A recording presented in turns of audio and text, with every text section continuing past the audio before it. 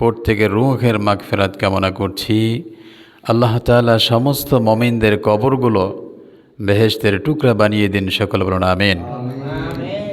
আপনারা সবাই কেমন আছেন? ভালো রাখার মালিককে, সুস্থ রাখার মালিককে, সেই মনিবের জন্য আবারও বলছি আলহামদুলিল্লাহ।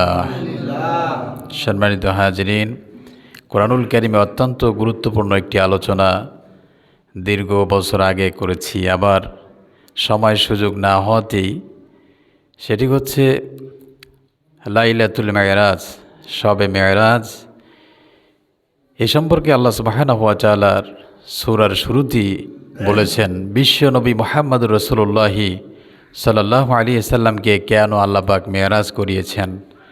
পৃথিবীর সমস্ত নবীদেরকে আল্লাহ পাক কম বেশি এই মুজিজা দিয়েছেন। যেমন বিশ্বনবী মুহাম্মদুর রাসূলুল্লাহি সাল্লাল্লাহু আলাইহি সাল্লামের যে মেরাজ ঘটেছিল সেটা আজকের এই রাত্রিতে হয়েছে। তো বিশ্বনবী মুহাম্মদ সাল্লাল্লাহু আলাইহি সাল্লামকে আল্লাহ পাক যে সম্মান মর্যাদা দিয়েছেন, পৃথিবীর সমস্ত কিছুর থেকে আল্লাহর পরেই যার সম্মান মর্যাদা, তিনি হলেন আমাদের প্রিয় নবী মুহাম্মদুর রাসূলুল্লাহ সাল্লাল্লাহু আলাইহি ওয়াসাল্লামের উপর। এমন এক নবী, যেই নবীর সুপারিশ ছাড়া কেহ আল্লাহর জান্নাতে যেতে পারবে না। আজকে আমরা ইসলাম পেয়েছি বাপ দাদার পৈতৃক সম্পত্তি সূত্রে। বাবাও মুসলমান, আমিও কি মুসলমান, দাদা মুসলমান, আমিও মুসলমান। কিন্তু মুসলিম এত সহজ ব্যাপার নয়। ইমান এমন এক নেয়ামত, ইমান যিনি আনছেন তার পরীক্ষা অবশ্যই আছে। ইমানই পরীক্ষা হলো সবচেয়ে কঠিন পরীক্ষা। ইমান এমন এক নেয়ামত যেটা দেখা যায় নাই। ইমান যার ভিতরে আছে তার ভিতর থেকে ইমানি কথা বের হবে। ইমান যার ভিতরে আছে তার ভিতরে ইমানে আমলে কার্যকলাপ থাকবে। আবার এর ভিতরে একটি শ্রেণী আছে যারা ইমানি কাজ করে কিন্তু সাথে সাথে আবার কুফরিও করে, মুনাফিকিও করে। অন্তরে মুখে বলে ইসলাম কিন্তু অন্তরে সে ইসলামকে লালন করে না। এক শ্রেণীর মানুষ আছে। তো সম্মানিত হাজরিন, বিশ্ব নবী মুহাম্মদুর রাসূলুল্লাহ সাল্লাল্লাহু আলাইহি ওয়াসাল্লাম লাইলাতুল মেরাজ, আল্লাহ পাক নবীজি আল্লাহর সাথে দিদার করেছেন এবং কুল কায়নাত সব কিছু আল্লাহ পাক বিশ্ব নবী মুহাম্মদুর রাসূলুল্লাহকে আল্লাহ পাক দেখিয়েছেন। জোরে বলি সুবহানাল্লাহ। এই মেরাজের সূচনা কখন থেকে হলো? হযরত আয়েশা সিদ্দিকা রাদিয়াল্লাহু তাআলা আনহা রাসূলকে প্রশ্ন করলেন, ইয়া রাসূলুল্লাহ, আপনার গোটা জীবনে সবচেয়ে বেশি কষ্ট পেয়েছেন, কষ্ট হয়েছে কোন দিন? আল্লাহর নবী বলেন,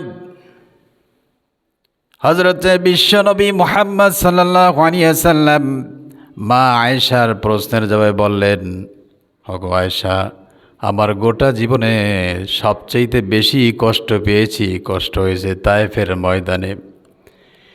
আল্লাহর নবী সেই তায়েফের ইতিহাস আমরা জানি। এত কঠিন যন্ত্রণা লাঞ্ছনা দিয়েছেন, রাসূলকে পাথর নিক্ষেপ করেছেন, আল্লাহর হাবিবের শরীর থেকে রক্ত মোবারক ঝরেছে, অত্যন্ত ব্যথা পেয়েছেন, কষ্ট পেয়েছেন। আল্লাহর নবী মুহাম্মদ সাল্লাল্লাহু আলাইহি ওয়াসাল্লাম এমন এক সময় মক্কার ভিতরে কঠিন ভয়ানক ভয়াবহ পরিস্থিতি, রাসূল সাল্লাল্লাহু আলাইহি ওয়াসাল্লাম মন খারাপ অবস্থায় ছিলেন। এমন এক অবস্থায় আল্লাহ পাক বললেন নবীজিকে, আল্লাহ পাক তার কাছে নেওয়ার জন্য বিশ্বনবী মুহাম্মদুর রাসূলুল্লাহর কাছে জিবরাইলকে পাঠিয়েছিলেন। এই ঘটনার সূত্রপাত আল্লাহ পাক কোরআনুল কারীমের 17 নম্বর সূরা বানী ইসরাঈলের 1 নম্বর আয়াতে কারিমে আল্লাহ পাক বলেন, সুবহানাল্লাযী আসরা বিআবদিহি লাইলাম মিনাল মাসজিদিল হারামি ইলাল মাসজিদিল আকসা আল্লাযী বারাকনা হাওলাহু লিনুরিয়াহু মিন আয়াতিনা ইন্নাহু হুয়াস সামিউল বাসীর। জোরে বলি সুবহানাল্লাহ। আল্লাহ পাক বলেন, সুবহানাল্লাযী, সমস্ত অক্ষমতা দুর্বলতা থেকে মোবাররহ মুক্ত পবিত্র সেই মহান সত্তা যিনি তার বান্দাকে ইসরা করিয়েছেন রাত্রিবেলায় মসজিদে হারাম থেকে মসজিদে আকসা পর্যন্ত, আল্লাযী বারাকনা হাওলাহু লিনুরিয়াহু, যেন আল্লাহ পাক তাকে দেখান সমস্ত নিদর্শনাবলী। আল্লাহ রাব্বুল আলামিন বলেন, ইন্নাহু হুয়াস সামিউল বাসীর, তিনি সব কিছু শোনেন এবং সব কিছু দেখেন। জোরে বলি সুবহানাল্লাহ। আল্লাহ রাব্বুল আলামিনের হাবিবকে মেরাজ করিয়েছেন। ঘটনার শুরুতেই সুবহানাল্লাহ কেন বললেন?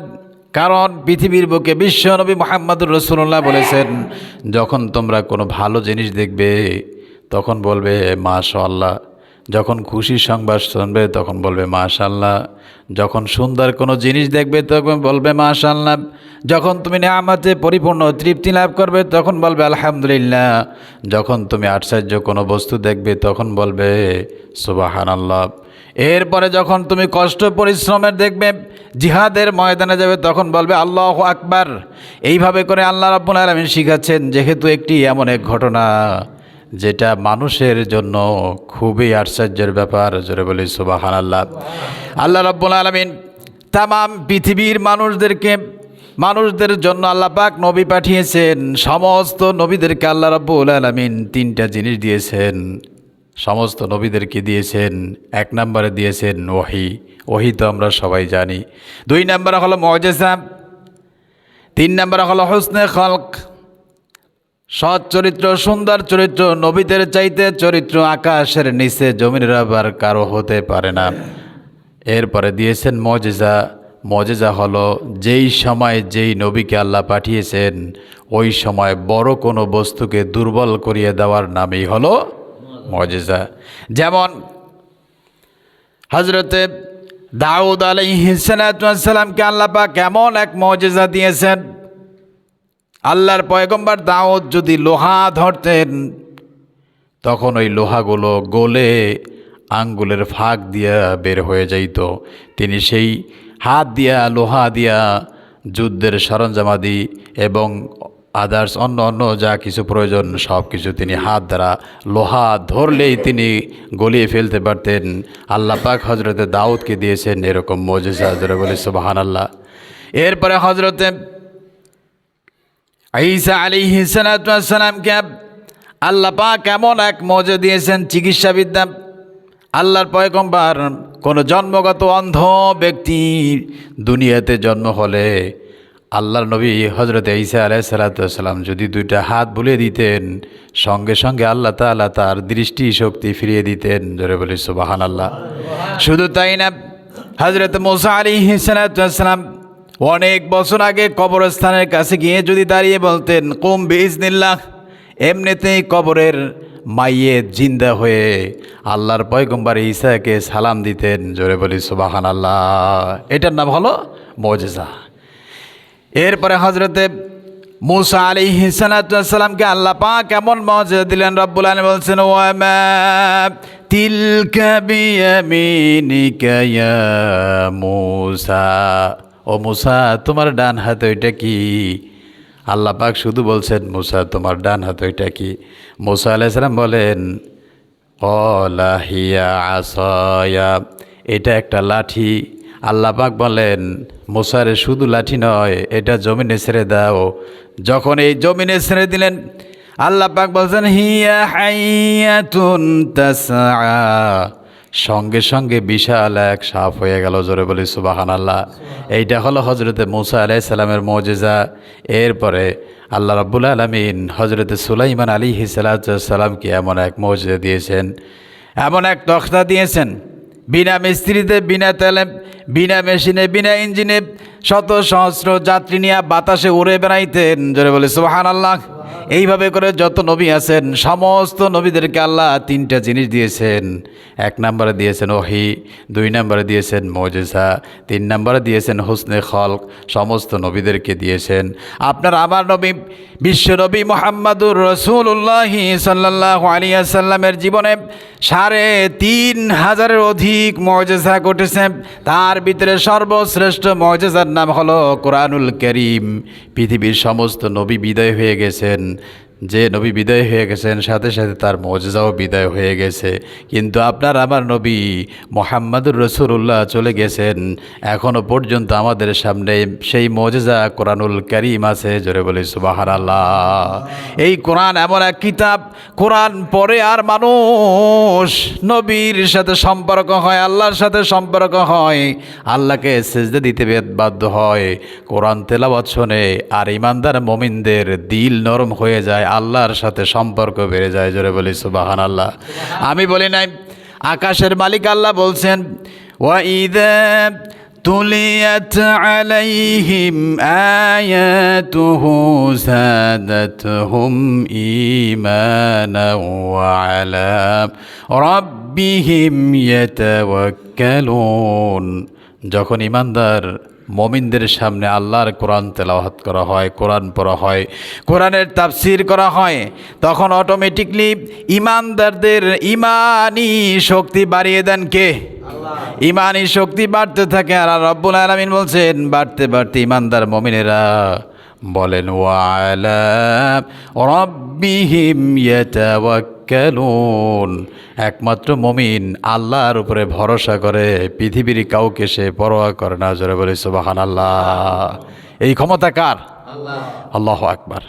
রব্বুল আলামিন সুন্দর করে বলছেন, ও দুনিয়ার মানুষ শোনো, বিশ্ব নবীকে এতগুলা মুজিজার ভিতরে একটি মুজিজা হলো রাসূলের জীবনে মেরাজ করিয়েছেন।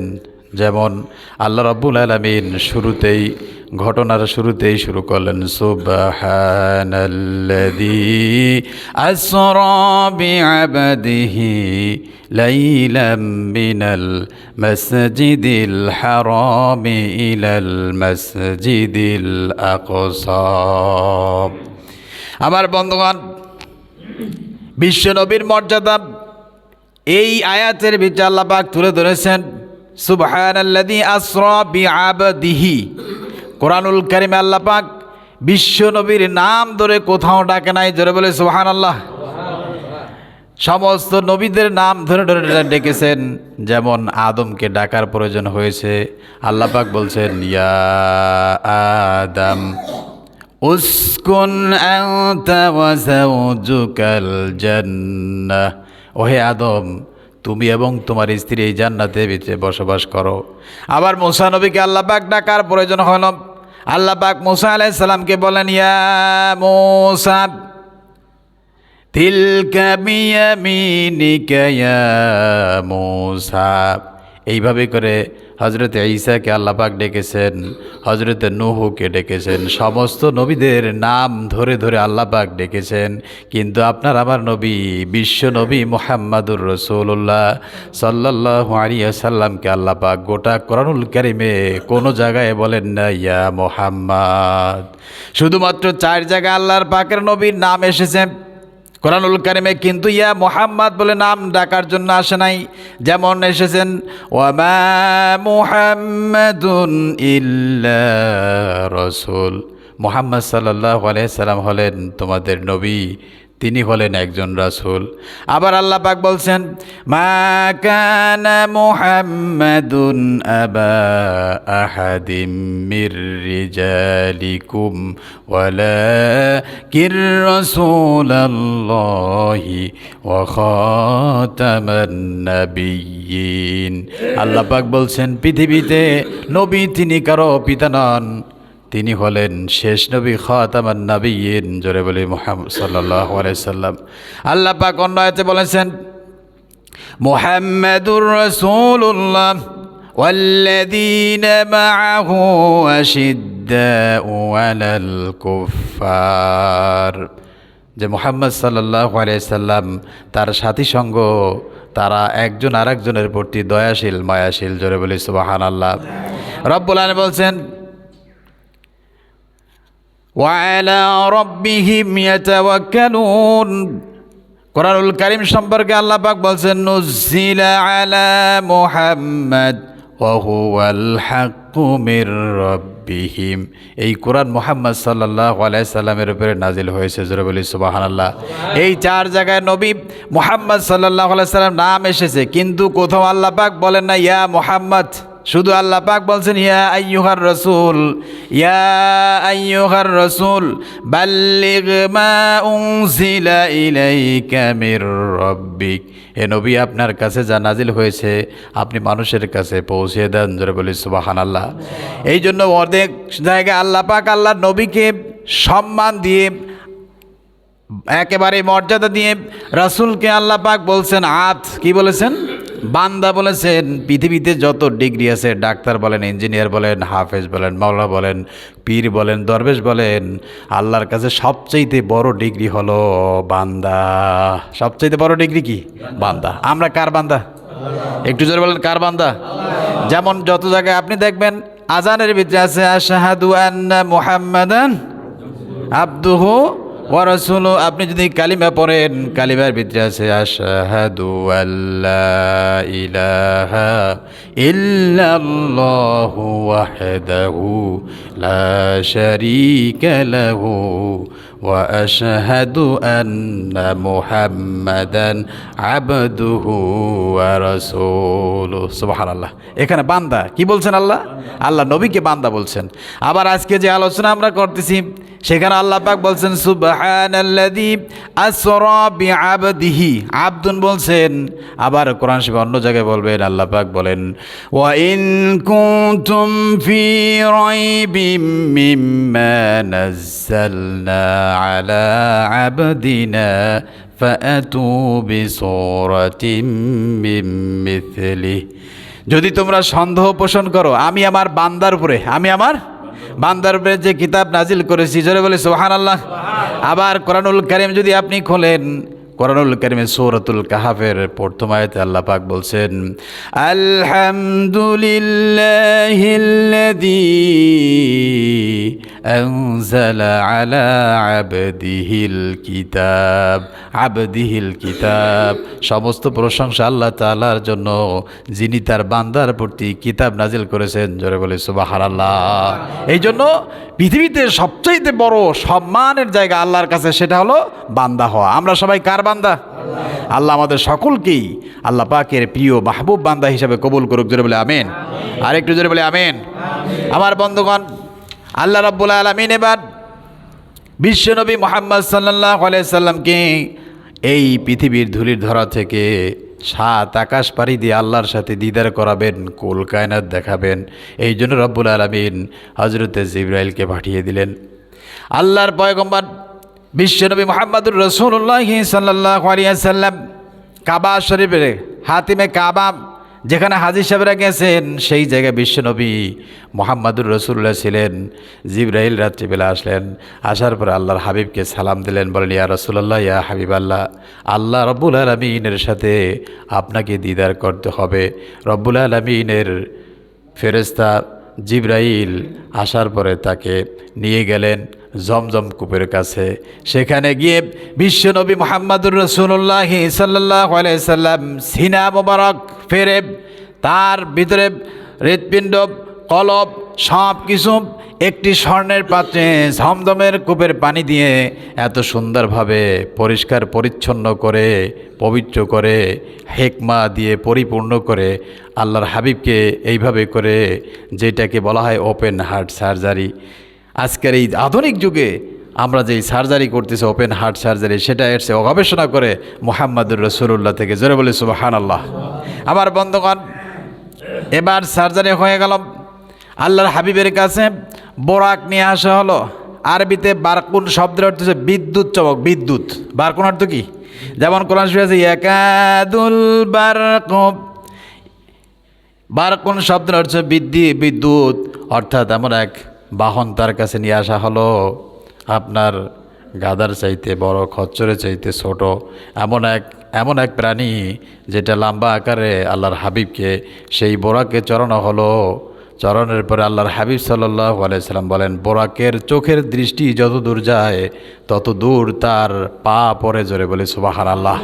এত দ্রুত, পৃথিবীতে বিদ্যুৎ গতির চাইতেও কি দ্রুতগামী, জোরে বলে সুবহানাল্লাহ। আল্লাহ আকবার। একটু চিন্তা করবেন, তাম পৃথিবীতে আল্লাহ সুবহানাহু ওয়া তাআলা বলছেন ইন্নাল্লাহা আলা কুল্লি শাইইন কদির। একটু মাথা খাটাবেন, চিন্তা করবেন যে আল্লাহ সুবহানাহু ওয়া তাআলা এই যে কুল কায়নাত সব কিছুর নিদর্শনাবলী আপনার আমার সামনে এত সুন্দরভাবে পেশ করতেছেন, বুঝাইতেছেন, এরপর এক ধরনের মানবরূপী পশু তাদের মাথায় জেহেনে এগুলা ঢোকে না। কথা বলেন ঠিক কিনা? কোনো চিন্তা ভাবনা নাই, শুধুমাত্র খাওয়া দাওয়া ফুর্তি করো, এই দুনিয়াটা মস্ত বড়, জোরে বলে নাউজুবিল্লাহ। হায়রে মানুষ, এই দুনিয়া শেষ হয়ে যাবে, দুনিয়া শেষ হয়ে যাবে, আপনার আমার জীবন ধ্বংস হয়ে যাবে, চিরদিনের জন্য বিদায় হয়ে যাবেন। সুতরাং আপনি কোরআন থেকে, রাসূলের হাদিস থেকে, আল্লাহর জীবনী থেকে যদি আপনি শিক্ষা গ্রহণ না করেন, তাহলে আপনার দুনিয়াও ধ্বংস, আখিরাতও। আমার বন্ধুগণ, এইভাবে করে রাসূল করিম সাল্লাল্লাহু আলাইহি সাল্লামকে মসজিদুল হারাম থেকে নিয়ে যাওয়া হলো মসজিদুল আকসা। সেখানে গিয়ে রাসূল সাল্লাল্লাহু আলাইহি সাল্লাম 2 রাকাত নামাজ পড়লেন।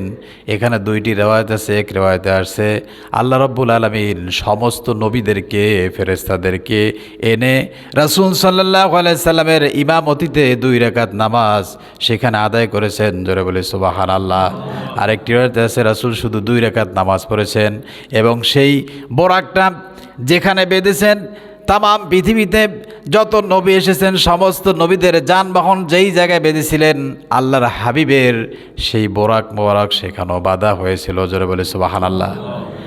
নবীজির কাছে নামাজ শেষ করার পরে আল্লাহর হাবিব সাল্লাল্লাহু আলাইহি সাল্লামের কাছে 2টা পাত্র নেওয়া হলো। একটি পাত্রে হলো মদ, আরেকটি পাত্রে হলো দুধ।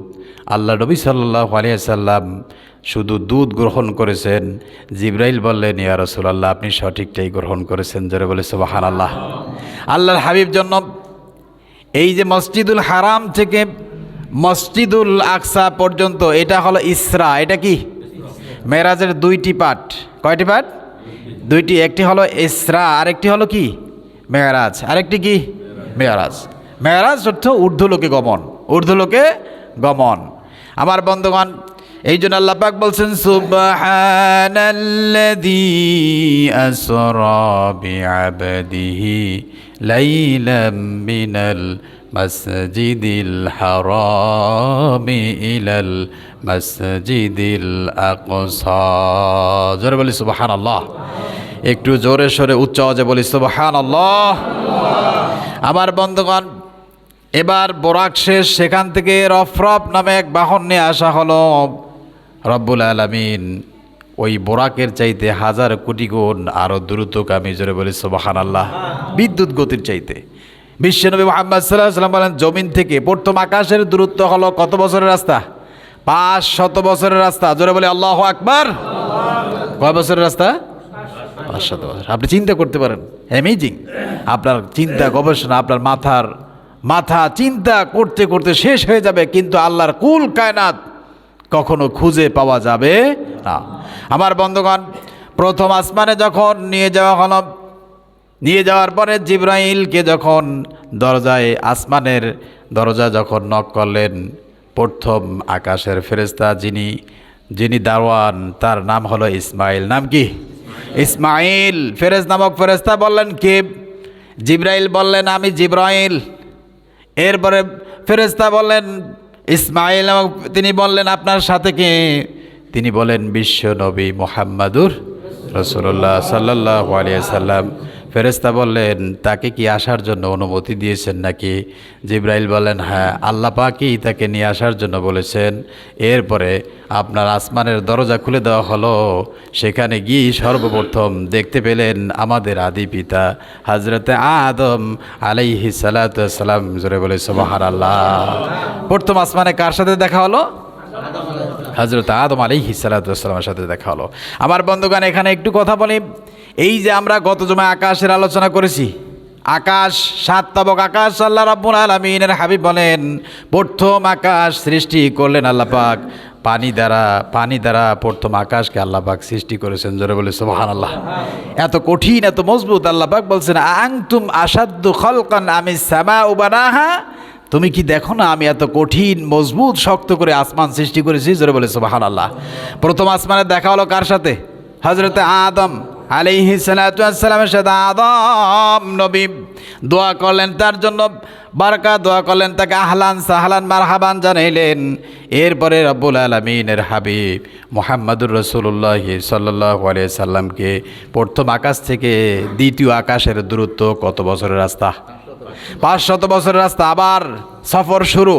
সেখানে গিয়ে প্রথম দ্বিতীয় আসমানে যেইভাবে করে অনুমতির প্রয়োজন হয়েছে, দ্বিতীয় আসমানে ওই রকম ফেরেশতা আছেন। সেখানে গিয়ে আল্লাহ রাব্বুল আলামিনের হাবিব বলেন দ্বিতীয় আকাশ সৃষ্টি করেছেন আল্লাহ পাক লোহা দিয়ে। জোরে বলে সুবহানাল্লাহ। দ্বিতীয় আকাশ সৃষ্টি করছেন কি দিয়ে? লোহা দিয়ে। সেখানে আল্লাহ রাব্বুল আলামিনের সাথে দেখা হলো হযরতে ঈসা আলাইহিস সালামের সাথে। জোরে বলে সুবহানাল্লাহ। হযরতে ঈসা নবীর সাথে যখন দেখা হলো, দেখার পরে তাদের সাথে মোলাকাত হলো, কথাবার্তা হলো, তার জন্য মারহাবান আহলান সাহলান জানাইলেন। এরপরে জিবরাইলের সাথে তৃতীয় আকাশের দিকে গমন করলেন। জোরে বলে আল্লাহু আকবার। আবার তৃতীয় আকাশ থেকে আপনার দ্বিতীয় আকাশ থেকে তৃতীয় আকাশের দূরত্ব কত বছরের রাস্তা? 500 বছরের রাস্তা। সেইভাবে আল্লাহ রাব্বুল আলামিনের হাবিব জিবরাইলের সাথে যখন গেলেন, আর তৃতীয় আকাশটা আল্লাহ পাক সৃষ্টি করেছেন হলুদ তামা দ্বারা। জোরে বলে সুবহানাল্লাহ। হলুদ তামা দ্বারা, তামা দিয়ে আল্লাহ পাক সৃষ্টি করেছেন। জোরে বলে আল্লাহু আকবার। সেখানে দেখা হলো আল্লাহর পয়গম্বর হযরতে ইউসুফ আলাইহিস সালাতু ওয়াস সালাম। বিশ্বনবী মুহাম্মদ সাল্লাল্লাহু আলাইহি সাল্লাম বলেন দুনিয়ার অর্ধেক সৌন্দর্য মনে হচ্ছে যে আল্লাহর পয়গম্বর ইউসুফ নবীকে আল্লাহ দান করেছেন। জোরে বলে সুবহানাল্লাহ। আরেকটু জোরে বলে সুবহানাল্লাহ।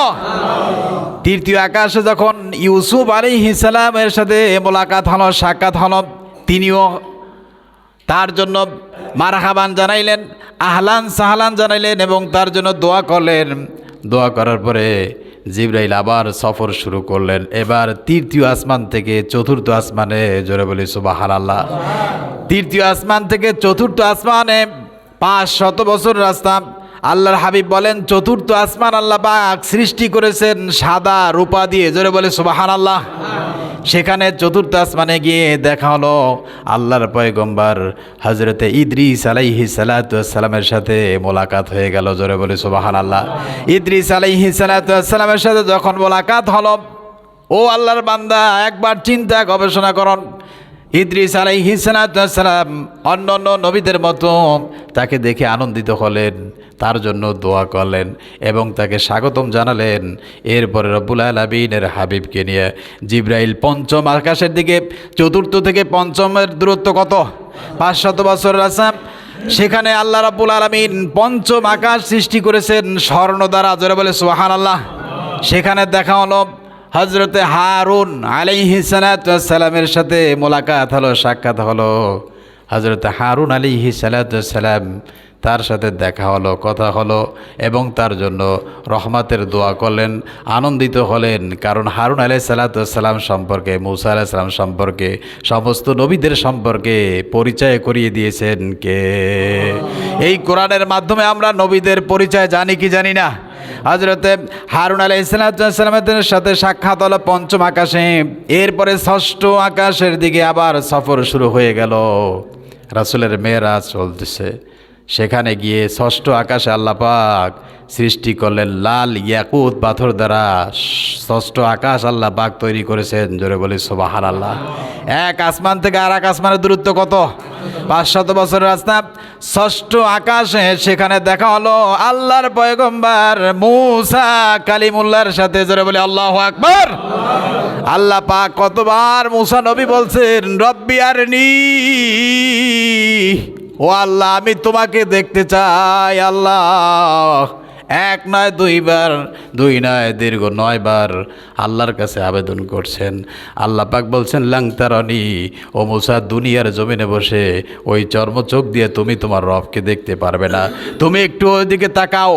আল্লাহ পাকের একটু নূরের তাজাল্লি সেখানে নিক্ষেপ করলেন, উহুদ পাহাড় পুরে তামা হয়ে গেল। জোরে বলে সুবহানাল্লাহ। মূসা আলাইহিস সালাম বেহুশ হয়ে গেলেন। এইভাবে করে আল্লাহ রাব্বুল আলামিন মূসার সাথে কথোপকথন করেছেন। এই জন্য তাকে বলা হয় মূসা কালিমুল্লাহ। জোরে বলে সুবহানাল্লাহ। এই ষষ্ঠ আকাশে দেখা হলো কার সাথে? মুসা আলাইহিস সালামের সাথে দেখা হলো। মুসা নবী তার সাথে দোয়া করলেন, আহলান সাহলান মারহাবান জানাইলেন। এরপরে আল্লাহ রাব্বুল আলামিনের ফেরেশতা জিব্রাইল বিশ্ব নবীকে নিয়া ষষ্ঠ থেকে সপ্তম আকাশের দিকে আবার সফর করলেন। জোরে বলে সুবহানাল্লাহ। দীর্ঘ 500 বছরের রাস্তা অতিক্রম করে সপ্তম আকাশে গিয়ে দেখলেন বাইতুল মামুর। সেখানে আপনার আমার জাতির পিতা কে? হযরত ইব্রাহিম আলাইহিস সালাতু ওয়াস সালাম এইভাবে করে হেলান দিয়ে বসে আছেন। জোরে বলি আল্লাহু আকবার। আরেকটি রিওয়ায়াত আছে, হযরত ইব্রাহিম আলাইহিস সালাতু ওয়াস সালামের সামনে অনেক অনেক ছোট্ট ছোট্ট সোনামণিরা। জোরে বলি আল্লাহু আকবার। আল্লাহ পাকের নবী মুহাম্মদ সাল্লাল্লাহু আলাইহি সাল্লাম বলেছেন, পৃথিবীতে যাদের সন্তানাদি নিয়ত করেছেন আমার সন্তানকে আলেম বানাবো, হাফেজ বানাবো, কিন্তু আল্লাহ পাক তার আগেই তাকে নিয়ে গেছেন এই সমস্ত ছোট্ট ছোট্ট সোনামণিদেরকে।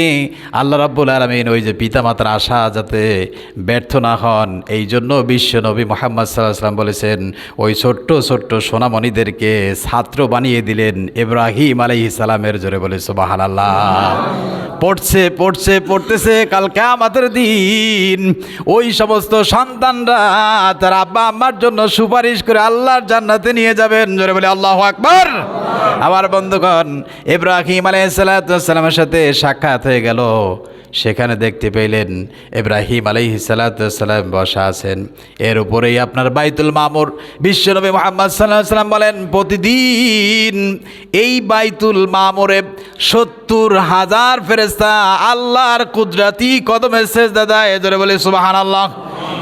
একজন ফেরেশতা একবার ঢোকার শুধু পারমিশন পান, যেই ফেরেশতা একবার বাইতুল মামুরে ঢুকেছেন দ্বিতীয়বার আর কিয়ামত পর্যন্ত কোনোদিন সেখানে ঢুকতে পারবে। এভাবে করে প্রতিদিন 70,000, প্রতিদিন 70,000, প্রতিদিন 70,000, প্রতিদিন 70,000। কত যে ফেরেশতা আছে আল্লাহ ছাড়া কেউ জানে নাই। জোরে বলে সুবহানাল্লাহ। আমার বন্ধুগণ, এরপর রব্বুল আলামিনের হাবিব 7 আকাশ পাড়ি দিয়ে আল্লাহ রব্বুল আলামিনের কাছে আরশ আযিমে গিয়ে আল্লাহর সাথে মোলাকাত হলো। সেখানে গেলেন, যাওয়ার পরে রব্বুল আলামিন আল্লাহ রব্বুল আলামিনের হাবিবের সাথে কথোপকথন হলেন। জোরে বলে সুবহানাল্লাহ। সেখানে কি করলেন? আল্লাহ পাক তাহিয়া জানালেন, বললেন আত্তাহিয়াতু লিল্লাহি ওয়াস সালাওয়াতু ওয়াত তাইয়্যিবাতু আসসালামু আলাইকা। তারপরে সুবহানাল্লাহ, সুবহানাল্লাহি ওয়া বিহামদিহি। স্বয়ং আল্লাহ পাক তাহিয়া জানাইলেন বিশ্ব নবীকে এবং বললেন, হে নবী, আপনার প্রতি আমার সালাম। জোরে বলি সুবহানাল্লাহ। আসসালামু আলাইকা ইয়া আইয়ুহান নবী ওয়া রাহমাতুল্লাহি। এরপর আল্লাহ পাক বলেন আসসালামু আলাইনা ওয়া আলা ইবাদিল্লাহিস সালিহিন। হে নবী, শুধু আপনার প্রতি তাহিয়া নয়, বরং ইবাদে সালে যত বান্দা আছে, আমার যত ইবাদে সালে বান্দা আছে, আপনার যারা উম্মত আছে, তাদের সকলের প্রতি আমি আল্লাহর সালাম। জোরে বলি সুবহানাল্লাহ। আমার বন্ধুগণ, সেখানে আল্লাহ পাক রব্বুল আলামিন তাকে জান্নাত দেখাইলেন অনেক লম্বা, এরকম কয়েক জুমা চলে যাবে। আল্লাহ রাব্বুল আলামিন তাকে জান্নাত দেখাইলেন, জাহান্নাম দেখাইলেন। রাসূল সাল্লাল্লাহু আলাইহি সাল্লাম জিব্রাইলের সাথে কথা বললেন একটি লম্বা বিশাল হাদিস আছে। দেখলেন সেখানে অনেক নারী, জাহান্নামের ভিতরে নারীদের সংখ্যা বেশি। জোরে বলে নাউজুবিল্লাহ। জাহান্নামে সবচাইতে কাদের সংখ্যা বেশি? নারীদের সংখ্যা বেশি। কারণ কি? আল্লাহর হাবিব সাল্লাল্লাহু আলাইহি সাল্লাম বলছেন, নারীদের চাইতে হালাল খানা আকাশের নিচে জমিনের উপরে আর কেউ খেতে পারে। কারণ নারী যখন ছোট্ট কন্যা অবস্থায় থাকে, বাবার কাছে থাকে, বাবা যেইভাবে ইনকাম করুক না কেন জবাবদেহিতা বাবার, মেয়ের কোনো জবাবদেহিতা নাই। আবার বাবার সংসার থেকে যখন স্বামীর সংসারে যান, স্বামী কিভাবে আয় বাণিজ্য ইনকাম করেন সেটার জবাবদেহিতা হলো স্বামীর, স্ত্রী কোনো জবাবদেহিতা নাই। সুতরাং তাহলে কেন তারা জাহান্নামে যাবে? এর কারণ হলো রাসূল সাল্লাল্লাহু আলাইহি ওয়াসাল্লাম বলেন, স্বামীরা হলো বড়ই অকৃতজ্ঞ। জোরে বলে নাউজুবিল্লাহ। আপনি দেখবেন আপনার স্ত্রী, আমার স্ত্রী, অনেক নারী, সবাই না, বেশিরভাগ, যেহেতু জাহান্নামীদের নারীদের সংখ্যা বেশি। কারণ হল নারীরা বলে, তোমার সংসারে আমি কিছুই পেলাম না, অথচ সারা জীবন আপনি তাকে দিয়েছেন, খাওয়াইছেন, পড়াইছেন, একদিন একটু 19-20 হয়েছে আর অটোমেটিকলি এমনিতেই বলে আমি তোমার সংসারে কিছুই পাইলাম না। আবার বলে আমি না হইলে তোমার সংসারে কেউ আসতো না, বলে কি বলেন এরকম? এরকম কথা যদি বলে থাকে জোরে বলি তাদেরকে বুঝিয়ে বলবেন না, বরঞ্চ সর্ব অবস্থায় সর্ব মুহূর্তে শুকরিয়া আদায় করতে হবে কার? সব সময় বলতে হবে আলহামদুলিল্লাহি রাব্বিল আলামিন। সমস্ত প্রশংসা কার? আমার বন্ধুগণ, মানুষের শরীর আছে, সুস্থ আছে, আবার অসুস্থ হবে, মানুষের জীবনে জোয়ার ভাটা আছে। এইভাবে করে আমার বোনদেরকে বলো, মায়েদেরকে বলো, মা ও আমার বোন, আল্লাহর নামে শপথ করে বলি, আপনার স্বামী যেমনই হোক না কেন, আপনার স্বামী ফেরাউনের চাইতে খারাপ তা কখনোই হতে পারে না। ফেরাউনের চাইতে নিকৃষ্ট মানুষ আর কেউ নাই। সেই সংসারে হযরত আসিয়া জীবন যাপন করে আল্লাহর জান্নাতি মেহমান হয়েছেন। কথা বলেন ঠিক কিনা? এই জন্য শুকরিয়া আদায় করতে হবে স্বামীদের। আল্লাহ রাসূল সাল্লাল্লাহু আলাইহি ওয়াসাল্লাম, তিরমিজির হাদিস, রাসূল সাল্লাল্লাহু আলাইহি ওয়াসাল্লাম পাহাড়িয়া জঙ্গল দিয়ে হেঁটে যাচ্ছেন, পাহাড়িয়া উট এসে রাসূলের কদমে সেজদা দিলেন। আল্লাহর নবীর সাহাবীরা বলেন, ইয়া রাসূলুল্লাহ, ইয়া হাবিবাল্লাহ, পাহাড়িয়া জঙ্গলে উট এসে সেজদা দিয়ে আপনার কদমে সেজদা দিয়া ধন্য হয়ে গেছে। ইয়া রাসূলুল্লাহ, যদি সেজদার পারমিশন থাকতো আমাদের মনে চায় আমরা রাসূলের কদমে সেজদা দিয়া ধন্য হয়ে যাই। আল্লাহর নবী বললেন, ও সাহাবীরা শোনো, আকাশের নিচে জমির উপরে আল্লাহ রাব্বুল আলামিন যদি মানুষকে সেজদা দেওয়ার পারমিশন দিতেন, তাহলে তামাম পৃথিবীর সমস্ত নারীদেরকে আল্লাহ পাক তার স্বামীর কদমে সেজদা দেওয়ার অনুমতি দিতেন। জোরে বলে সুবহানাল্লাহ। আমার বন্ধুগণ, এই জন্য স্বামী এমন এক নেয়ামত। রাসূল বলছেন, কোন স্বামী যদি বলে আমার স্ত্রী ভালো ছিল, বেশক ওই নারী আল্লাহর জান্নাতি। জোরে বলে সুবহানাল্লাহ। আবার যদি কোনো নারী বলে আমার স্বামী ভালো ছিল, আল্লাহর নবী বলেন বেশক নিশ্চিত ওই ব্যক্তি আল্লাহর জান্নাতি। জোরে বলে সুবহানাল্লাহ। এই জন্য আমার বন্ধুগণ, আল্লাহর হাবিব সাল্লাল্লাহু আলাইহি সাল্লামকে জান্নাত দেখিয়েছেন, জাহান্নাম দেখিয়েছেন, কুল কায়নাত দেখিয়েছেন। এরপরে রাসূল সাল্লাল্লাহু আলাইহি সাল্লামকে আবার মসজিদুল আকসা থেকে পাড়ি দিয়ে এরপরে আবার সেই কাবে হাতিমে মসজিদুল হারামে আল্লাহ পাক জিবরাইলের মাধ্যমে পৌঁছিয়ে দিলেন। জোরে বলে সুবহানাল্লাহ। দীর্ঘ সফর করার পরে বিশ্বনবী বসে আছেন মসজিদে হারামের কাছে। আবু জেহেল সবসময় তাকে কষ্ট দেওয়ার চিন্তায় ব্যস্ত থাকতেন। দেখলেন রাসূল বসে আছে, বসার পরে বলেন, এ মুহাম্মদ, আজকে কোনো খবর আছে নাকি? তো রাসূল সাল্লাল্লাহু আলাইহি সাল্লাম বললেন যে আজকেই তো সবচেয়ে মজার খবর, বড় খবর। বলো কি? রাসূল বললেন, হ্যাঁ আজকেই, এই তো আমি এখানে ছিলাম, আল্লাহ রাব্বুল আলামিনের ফেরেশতাদের মাধ্যমে এখান থেকে মসজিদুল আকসা, সেখান থেকে 7 আকাশ পাড়ি দিয়ে আল্লাহর সাথে দিদার হলো, জান্নাত জাহান্নাম দেখলাম, কুল কায়নাত দেখলাম। দেখার পরে এই কথাগুলো যখন আবু জেহেলের কাছে বর্ণনা দিচ্ছেন, তখন আবু জেহেল অট্ট হাসিতে ফেটে পড়ল যে এটাও কি মানুষের পক্ষে সম্ভব নাকি? এ মুহাম্মদ, তুমি যে বলছো এটা কি আমি লোকজনের কাছে বলবো নাকি? বলে, হ্যাঁ এটা বলে দাও। আবু জেহেল লোকজন জড়ো করলেন। তিনি চিন্তা করলেন এটা একটা সুবর্ণ সুযোগ যে মুহাম্মদকে কিভাবে অপমান করা যায়। জোরে বলি নাউজুবিল্লাহ। আমার বন্ধুগণ, যখন লোকজন জড়ো হয়ে গেল, যেহেতু ক্ষমতা তখন কার? আবু জেহেলের। ক্ষমতা কার? আবু জেহেলের। ওরা রাষ্ট্র পরিচালনা করতেন, ওদের ক্ষমতা। এই লোকজন জড়ো হয়ে গেল। তিনি চিন্তা করলেন যে আবু বকর হলো সবচেয়ে মুহাম্মদ সাল্লাল্লাহু আলাইহি সাল্লামের একদম কাছের মানুষ, ঘনিষ্ঠ মানুষ, তার কাছে এই সংবাদ আগে পৌঁছানো দরকার। আবু জেহেল এক দৌড় দিয়ে চলে গেলেন আবু বকরের কাছে, হতাশা পিপাসা এমন অবস্থা, গিয়ে ডাক দেন, আবু বকর, আবু বকর আসো নাকি? বলে, হ্যাঁ আসি। বলে, শুনছো নাকি, আমি যতটুকু ভাবছিলাম বেটা মুহাম্মাদের মাথাটা ঠিক আছে, কিন্তু আজকে যে এই ঘটনা শোনাইলো এতে তার মাথা ঠিক আছে বলে আমি মনে করি না। আবু বকর বলেন, কি শোনাইছে? বলে, এই কথাগুলো শোনাইছে। আবু বকর বলেন, আবু জেহেল আমার নবী, প্রিয় নবী মুহাম্মদ সাল্লাল্লাহু আলাইহি ওয়াসাল্লামকে এই কথা বলেছেন নাকি? বলে, আমি আমার নিজ কানে শুনে আছি। আবু বকর বললেন, আবু জেহেল তুমি জেনে রাখো, আমার নবী যা বলেছেন এটা চিরন্তন মহাসত্য। জোরে বলে সুবহানাল্লাহ। আবু বকর চলে আসেন, আসার পরে দেখলেন অনেক লোকজন। আল্লাহর নবী সাল্লাল্লাহু আলাইহি সাল্লাম কোনো কিছু না জিজ্ঞাসা করে বলেন, ইয়া রাসূলুল্লাহ, কালকে আপনাকে দেখতে পেলাম না, কোথায় ছিলেন? আল্লাহর নবী বললেন, আবু বকর তুমি আমাকে পাবে কিভাবে? আল্লাহ রাব্বুল আলামিন আমাকে এইভাবে করে তার 7 আকাশ পাড়ি দিয়ে আল্লাহর কাছে নিয়ে গিয়েছেন। জোরে বলি সুবহানাল্লাহ। আবু বকর বলেন, ইয়া রাসূলুল্লাহ, আপনি মেরাজ করেছেন, সফর করেছেন, এটা চিরন্তন সত্য, মহাসত্য, আমি আগেই স্বীকৃতি দিয়েছি। জোরে বলে আল্লাহু আকবার। আল্লাহ নবী বললেন, এই জন্যই আল্লাহ পাক জানিয়ে দিয়েছেন, তুমি শুধু আবু বকর নয়, তুমি হলে সিদ্দিকে আকবার। জোরে বলি সুবহানাল্লাহ, আল্লাহু আকবার। আবার বন্ধুগণ, আল্লাহ রাব্বুল আলামিন সেখানে রাসূল করিম সাল্লাল্লাহু আলাইহি সাল্লামকে প্রথমত 50 ওয়াক্ত নামাজ দিয়েছেন। কয় ওয়াক্ত? আপনারা পড়েন কয় ওয়াক্ত? তাও ঠিক মতো পড়িনি। আহা, 50 ওয়াক্ত নামাজ দিলেন। নামাজ দিয়ে যখন হাসি খুশি মনে আল্লাহর সাথে দিদার, এর চাইতে বড় সৌভাগ্য আর কিছু হতে পারে?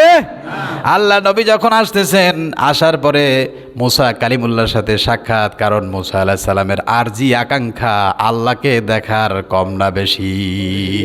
দুনিয়াতে চেয়েছিলেন, যখন আসলাম, আসার বলে বললেন, ইয়া রাসূলুল্লাহ, ইয়া হাবিবাল্লাহ, আমার অভিজ্ঞতার আলোকে বলছি, আপনার উম্মত হলো দুর্বল উম্মত, তারা এতগুলা নামাজ পড়তে পারবে না। আপনি মেহেরবানি করে আল্লাহর কাছে যান, গিয়ে কিছুটা কমিয়ে নিয়ে আসেন। তিনি আল্লাহর কাছে গেলেন, যাওয়ার পরে 5 কমিয়ে দিলেন, হলো 45। আবার বলেন মুসা আলাইহিস সালাম, বললেন এটাও পারবে না, আবার যান। এইভাবে করে আল্লাহ রাব্বুল আলামিন যেতে যেতে গিয়েলেন, একদম 5 ওয়াক্তে আসলেন।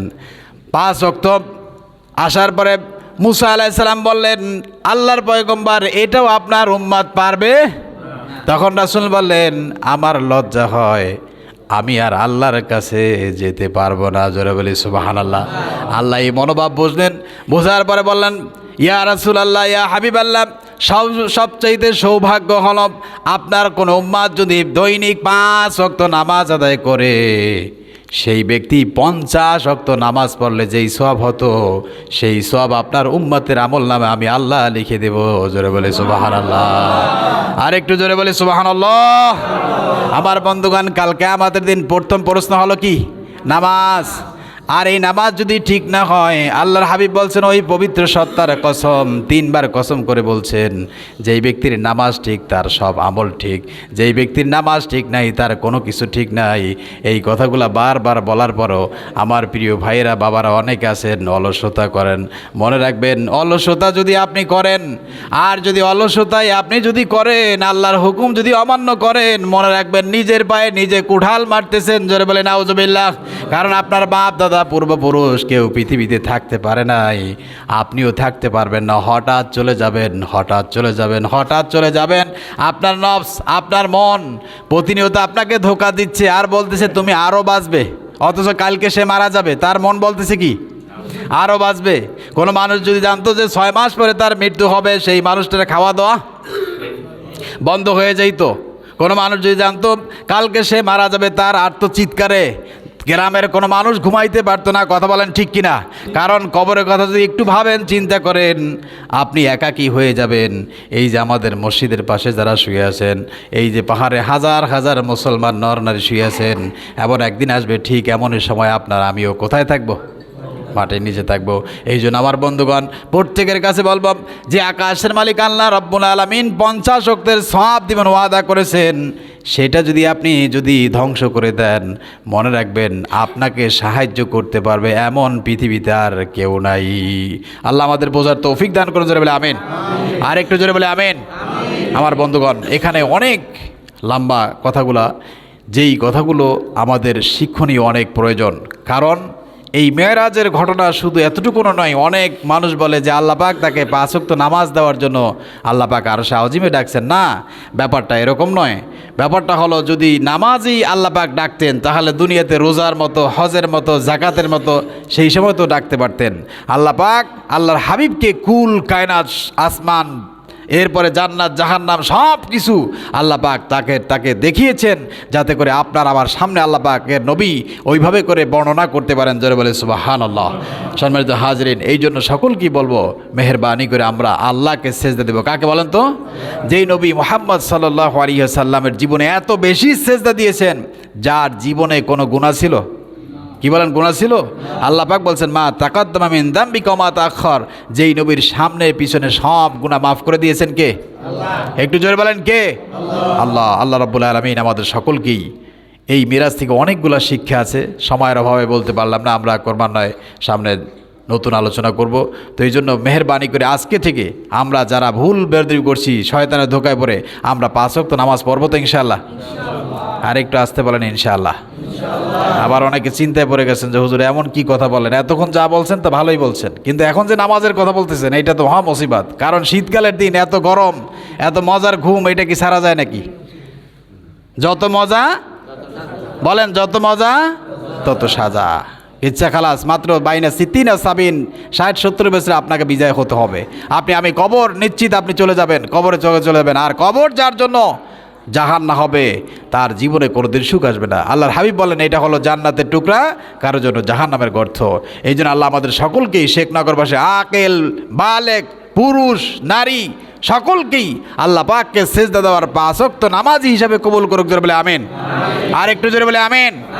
বিশেষ করে যুবক ভাইদেরকে বলবো, বাবাজিদেরকে বলবো, আল্লাহর কসম করে বলছি, শেখনগরবাসী আল্লাহকে সাক্ষী রেখে বলছি, এখনও আমি ধোকায় পড়ে আছি, এখনও আমি ধোকায় পড়ে আছি। মানুষের চাহিদার শেষ নাই। হাজার হাজার কোটি টাকা যারা আছে তারও চাহিদা আছে। রিক্সাওয়ালা, ভিক্ষুক, ঠেলাওয়ালা, কুলি, অনেক দিনদার আছে, সকালবেলা কিছু খেতে পারে নাই। এরপর আপনি যদি তাকে জিজ্ঞাসা করেন ভাই তুমি কেমন আছো, সে বলে আলহামদুলিল্লাহ। আর একজন হাজার হাজার কোটি টাকার মালিক, সেও বলতেছে আলহামদুলিল্লাহ। দুইজনে আলহামদুলিল্লাহ বলার ভিতরে পার্থক্য আছে না নাই? জোরে বলেন আছে না নাই?